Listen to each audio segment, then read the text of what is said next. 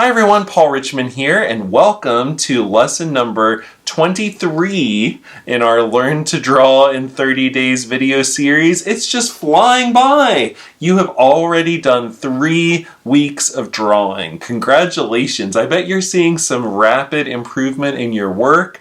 Maybe you don't see it. Sometimes it's hard for artists to appreciate their own improvements until they get a little space from their work. But I am going to go out on a limb and say I bet you're improving even if you can't tell it yet. Today we're going to be learning about technical drawing versus expressive drawing. And I love this because it shows that there are so many different ways to approach drawing.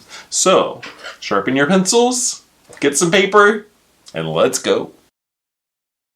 Here's our reference for today. And before you start, I'd like for you to draw a vertical line down the middle of your paper, because we are going to be doing basically 2 different styles of drawing here. So just divide your paper in half. Let me go a little farther, just in case. We'll be doing a technical drawing on the left and a more expressive drawing on the right. So instead of drawing the whole thing twice, I figured we could just do half of the image one way and half the other. So technical drawing is basically what we have been doing all along, where you are pretty much accurately trying to represent what you see. So that you should be used to by now. Just very lightly sketching in the shapes.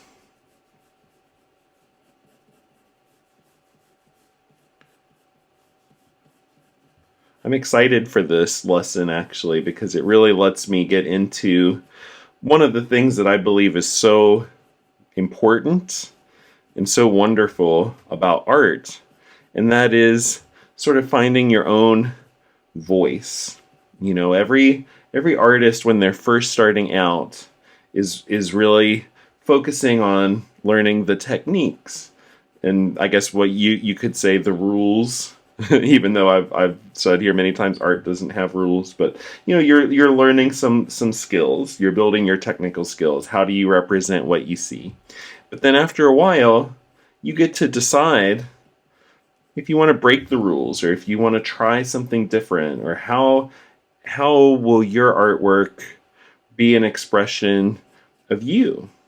And that's obviously a very personal thing. So I can't necessarily answer that for you, but I can just show you some ideas about how you can start that exploration when you want to. Now, that's not to say that realistic drawing isn't a perfectly valid and place to leave it. If you are a very realistic artist, you might prefer sticking with a more technical approach to drawing. But even still, you'll have your own personal touch, your own style to that. All right, so I'm going to do a little bit of shading on this side just so it starts to feel kind of realistic, and then we'll move on over to the expressive side. So I'm just kind of squinting my eyes and looking for where I see the areas of the darkest shadows, and I'm kind of laying those in. There's a lot of subtle shading. Usually in a very technical, realistic drawing, you don't want to have a lot of dependence on line. That is if you're going for realism. So wherever you have a line defining an edge, you might just see if you could turn that into a value. Look to see is it lighter, on the inside of that line or in the background. And in this case, the value is just a little bit darker on the petal. Not much though, it's very subtle, but you can see that the background is pretty light. The petal has just like a tiny tinge of pink in it, except for in the shadows where it gets darker. Now this one is a little bit deeper in the back, so it has some darker shading on it.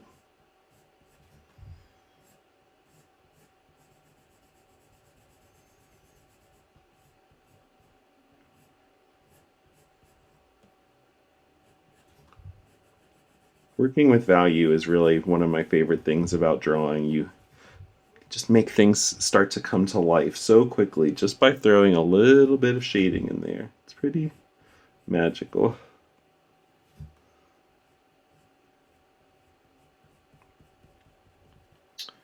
Okay. This one here is pretty dark too.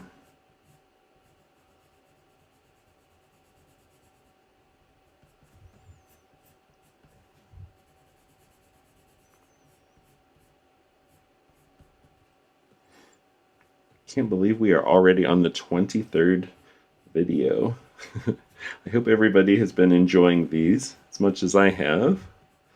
It's really been good for me to practice all of this stuff too. That's another important thing about drawing. You have to keep practicing all of these skills. So even if you are a more experienced artist, hopefully you've still gotten a lot of value out of returning back to some of these fundamental ideas.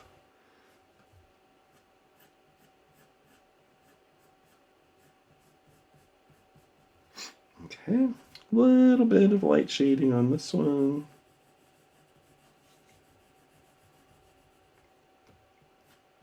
I just do like a few little folds. Just try to give a sense of the way that each petal is moving. There's a little dark one back here that I missed.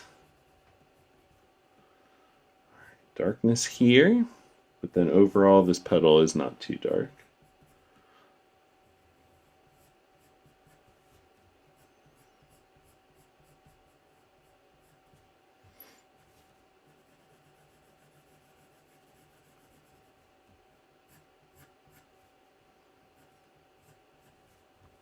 And last little piece of one here, pretty light. Okay, now this up here has some interesting shaping. It gets a little bit lighter towards the outside, and it also is a little bit more irregular than I had it drawn. And then as it goes down, so I'm just going to sort of pull that value down first, and then I'll start from here with my darker value and work my way up with that.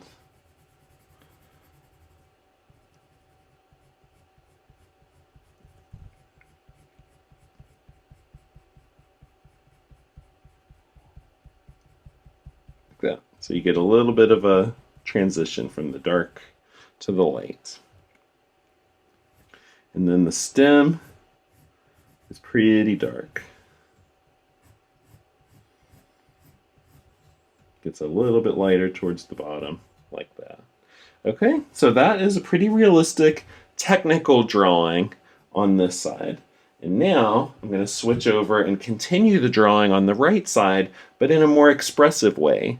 And I want you to think about what that could mean for you too. Are you somebody that likes really straight lines because you could draw it in a very geometric way? Do you like curved lines? Do you want to emphasize sort of the thick and thinness of the line? You could do continuous line drawing. You could do blind contour. So many different ways you can approach it. I'm just going to start by very organically kind of sketching over here, not worrying too much about being particular and using multiple lines, just really getting into the movement, the shape. You can already see such a difference between the two sides of my drawing. I just sometimes like letting my pencil do what it wants, basically.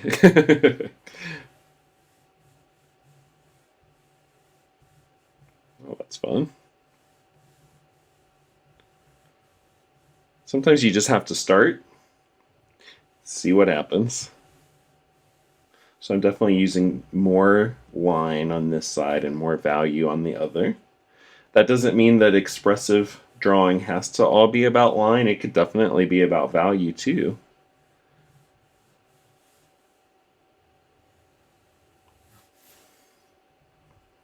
Okay. In fact, I probably will throw some value in there also. What I'm going to do is start by putting my pencil on its side.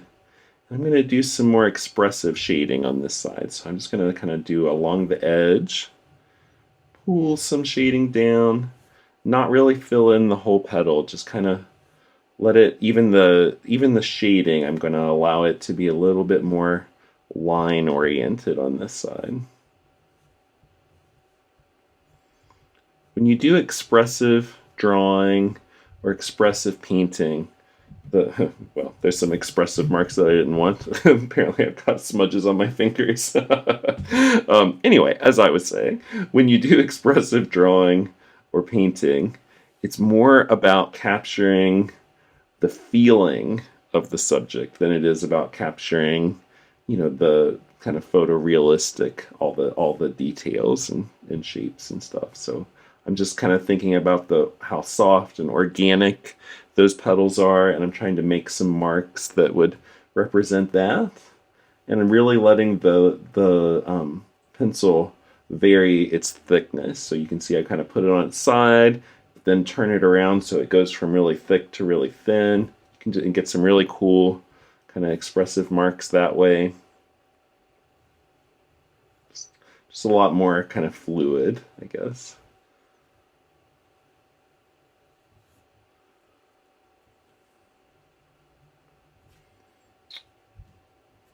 More cleanup.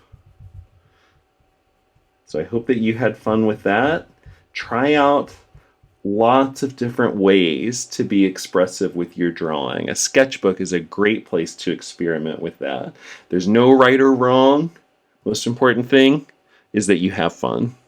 Great job, everyone! Share your artwork with us in the Art Makes Us Facebook group. I know I'm always pushing that, but I love to interact with you and see what you're up to. It just makes this whole experience, I think, a lot more fun and engaging for everyone. Our group is called Art Makes Us, so come join the fun there. And be sure to come back for our next video lesson, which is going to be drawing a landscape. I'll see you then. Bye-bye.